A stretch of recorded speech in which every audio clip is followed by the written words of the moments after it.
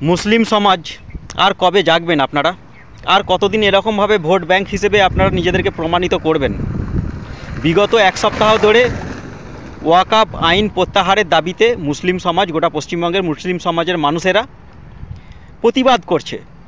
কিছুদিন আগে আমরা দেখলাম সিদ্দিকুল্লাহ একটা ডাক দিল, যেটা তোলামূল সমর্থকের একটা ব্যক্তি যে নেতৃত্ব দিয়ে ওই প্রোগ্রামটা করলো। আর সেখানে সেই প্রোগ্রামেতে আমরা কি দেখলাম?